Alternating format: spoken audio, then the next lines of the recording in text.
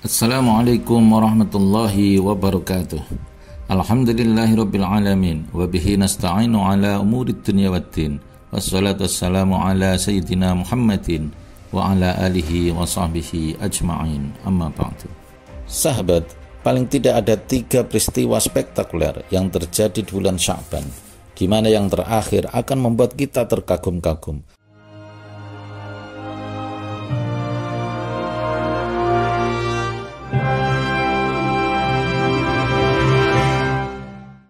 Maka jangan di-skip dulu dan simak sampai akhir, sehingga kita sadar bahwa peristiwa itu sungguh mengagumkan.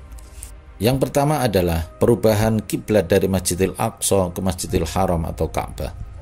Setelah Nabi Muhammad SAW hijrah dari Mekah ke Madinah, beliau sangat galau dan gundah terkait dengan arah kiblat. Kenapa? Karena kiblat pada saat itu adalah Masjidil Aqsa, dan mau tidak mau Nabi Muhammad SAW membelakangi Ka'bah ketika sholat karena berada di Madinah.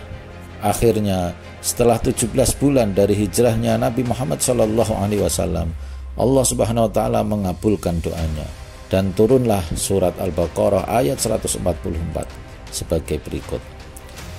Qad nara taqalluba wajhika fis samaa'i falanuwalliyannaka qiblatan tardaha fawalli wajhaka syatral masjidil haram. Artinya, sungguh kami melihat wajahmu kerap menengadah ke langit. Sungguh kami akan memalingkan ke kiblat yang kamu sukai. Palingkanlah wajahmu ke arah Masjidil Haram. Yang kedua, yang tidak kalah penting adalah diangkatnya seluruh catatan amal kepada Allah Subhanahu wa Ta'ala. Sahabat Fakta Islam, ada sebuah hadis dialog antara Nabi Muhammad SAW dengan Usama bin Zaid. Dia bertanya, "Wahai Nabi, aku tidak melihatmu berpuasa di bulan-bulan lain sebagaimana engkau berpuasa di bulan Sya'ban." Kemudian Rasulullah SAW menjawab, "Banyak manusia yang lalai di bulan Sya'ban. Pada bulan itu seluruh amal diserahkan kepada Allah Subhanahu wa Ta'ala. Dan aku suka ketika amalku diserahkan kepada Allah Subhanahu wa Ta'ala, aku dalam keadaan berpuasa." Sahabat, memang ada beberapa saat tertentu yang menjadi waktu penyerahan amal selain bulan Sya'ban, yaitu setiap siang, malam, dan setiap pekan. Dan juga ada beberapa amal yang langsung diserahkan kepada Allah Subhanahu wa Ta'ala tanpa menunggu waktu-waktu tersebut, yaitu catatan amal sholat 5 waktu. Sahabat Fakta Islam, inilah yang ketiga. Tolong simak sampai akhir karena inilah yang paling spektakuler, yaitu turunnya ayat tentang perintah bersolawat kepada Nabi Muhammad SAW, yaitu surat Al-Ahzab ayat 56. Innallaha wa malaikatahu yusalluna 'alan nabi ya ayyuhalladzina amanu sallu 'alaihi wa sallimu taslima. Artinya, sungguh Allah dan para malaikat bersolawat untuk Nabi. Hai orang-orang yang beriman, bersolawatlah kamu untuk Nabi dan ucapkanlah salam penghormatan kepadanya. Apa yang spektakuler?